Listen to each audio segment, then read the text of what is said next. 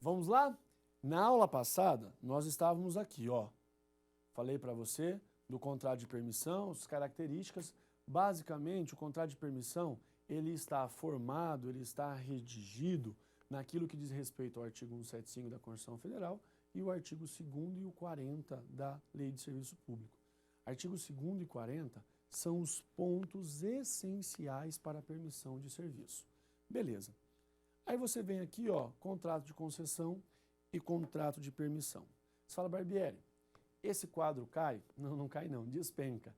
Cai muito, esse quadro cai demais em prova, independentemente da carreira que você for seguir, independentemente do cargo, isso despenca em prova. Então, por gentileza, falei para você de concessão, falei para você de permissão, não pode dar mole, vai aparecer na sua prova.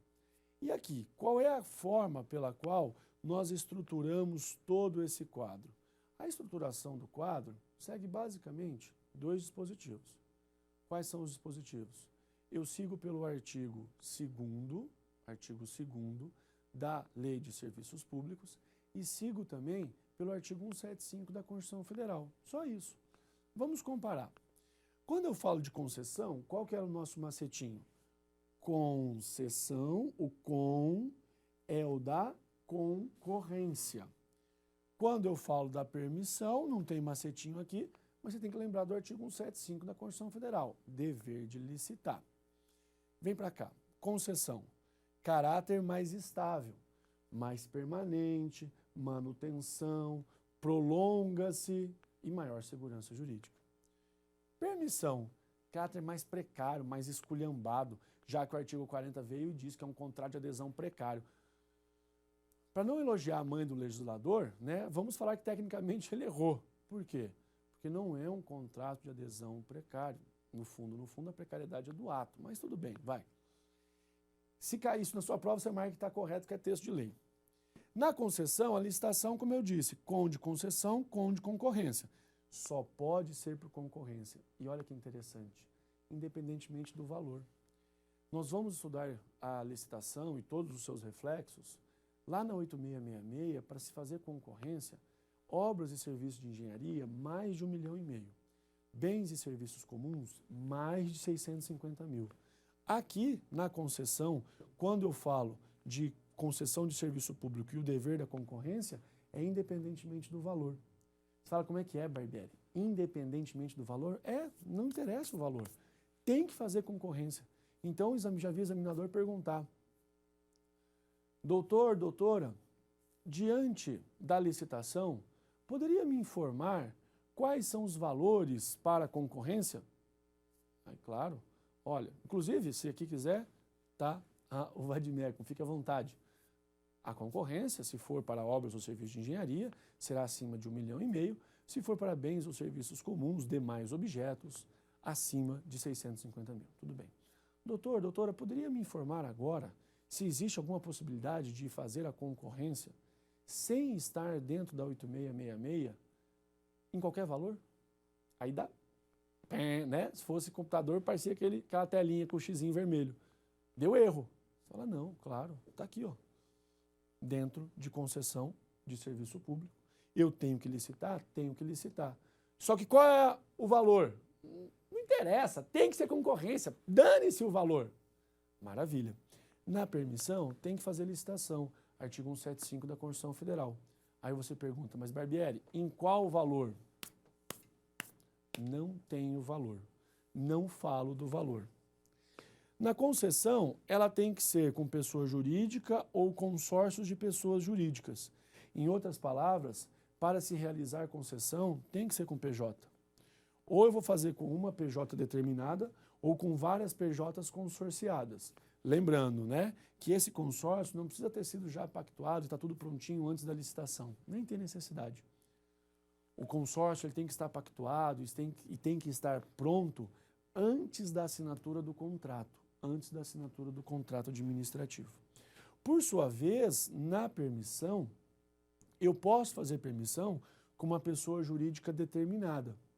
Mas aí tem uma questão. A permissão não pode ser feita com consórcio de pessoas jurídicas.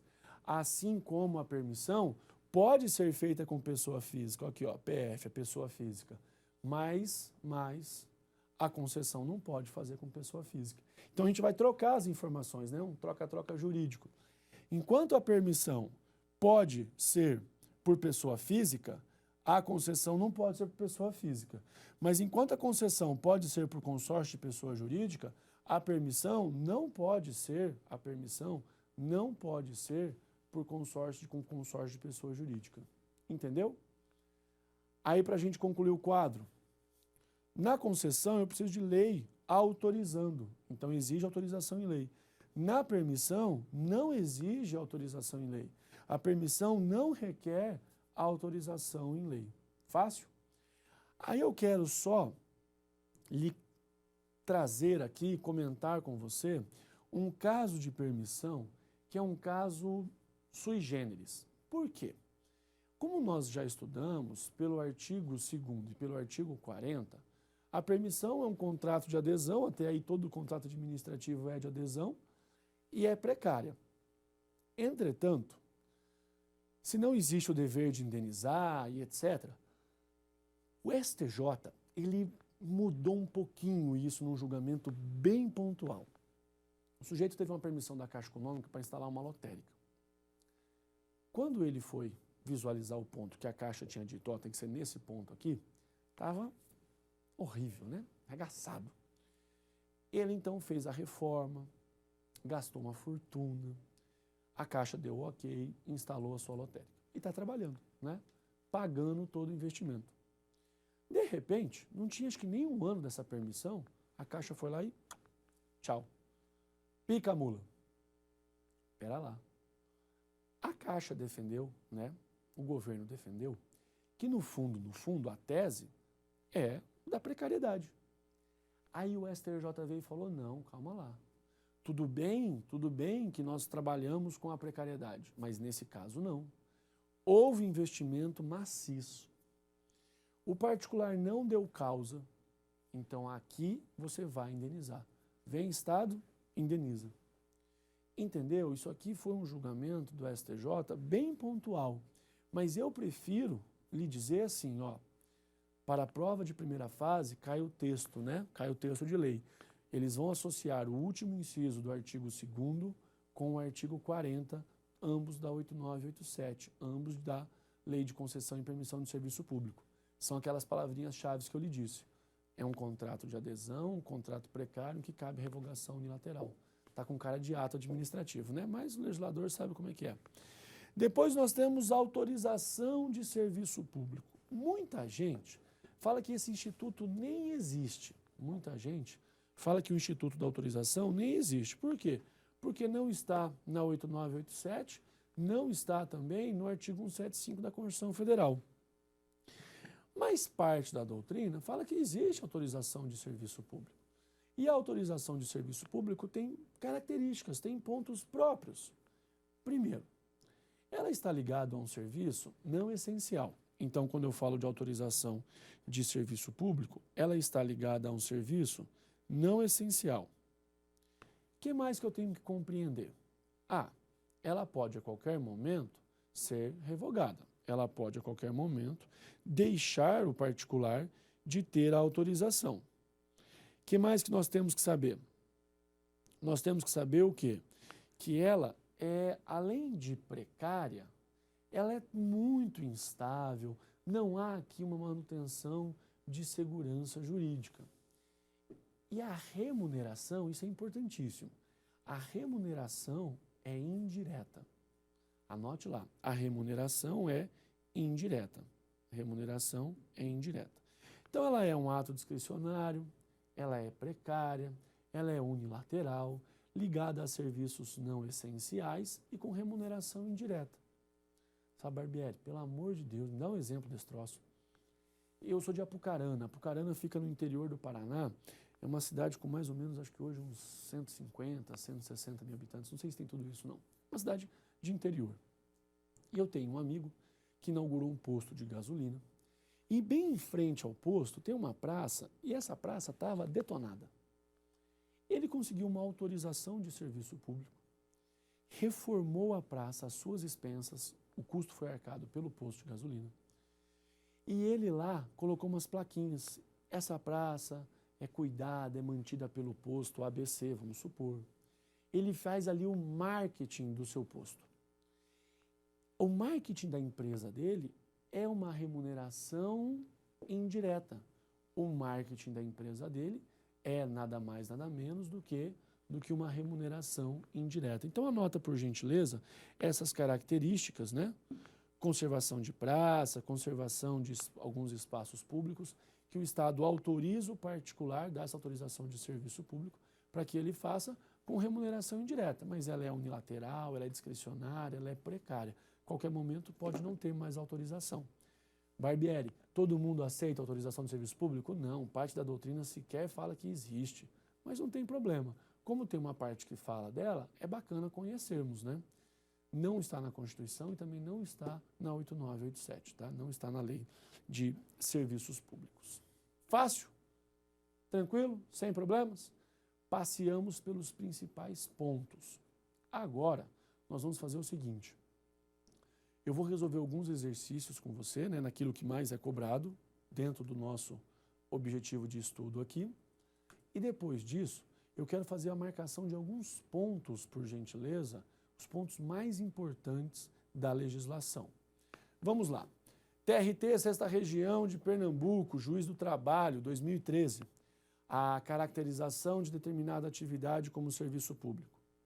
Vamos lá. Determinada atividade como serviço público. Não importa a vedação de prestação da referida atividade por particular, mediante autorização e controle do poder público, quando se tratar de serviço não exclusivo. Determina a sua prestação direta pelo Estado, salvo no caso de serviços não essenciais. Será? Afasta a possibilidade de greve pelos servidores ou empregados da entidade prestadora. Calma lá. Nós vamos estudar agentes públicos e é um direito a greve. Claro, nós temos daí a questão da greve do particular, temos também a questão da greve do agente, do servidor público. Temos peculiaridades, visualizaremos elas, mas calma lá, existe o direito de greve.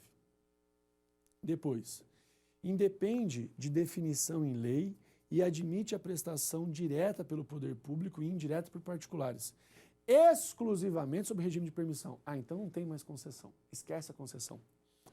Faculta a transferência de titularidade do serviço a particular, mediante concessão, quando passível de exploração por cobrança de tarifa do usuário. Olha que beleza. Então, vem para cá. Faculta a transferência de titularidade. Aí você fala, nossa, que beleza, né? A titularidade do serviço vai ficar com o particular. Pode isso? Na delegação, a titularidade fica sempre com quem? Sempre com o Estado. A titularidade é do Estado. Então, cuidado com essa pegadinha. Agora, a ponte. Transferência de titularidade? Não. Independe de definição em lei? Ah, não precisa de nada, então. E é só por permissão? Não. Afasta a possibilidade de greve? De forma alguma. Determina a sua prestação direta pelo Estado, salvo no caso de serviços não essenciais? Não. Tem serviços não essenciais que pode ser feito pelo particular.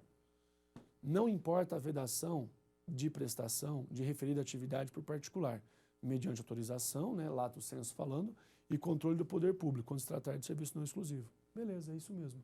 Então, questão aqui, letra A é a correta. Nós temos a próxima aqui, TJ Paraná, feita pela Universidade Federal do Paraná, que também é da magistratura, só que é magistratura estadual. Essa questão aqui, como o nosso tempo estourou, nós vamos na próxima aula. Na próxima aula eu lhe conto sobre essa questão. Temos ainda que falar de descentralização de serviço público, todos os seus contornos, é um tema bem bacana. A gente se vê na nossa próxima aula. Um grande abraço, fica com Deus e até lá.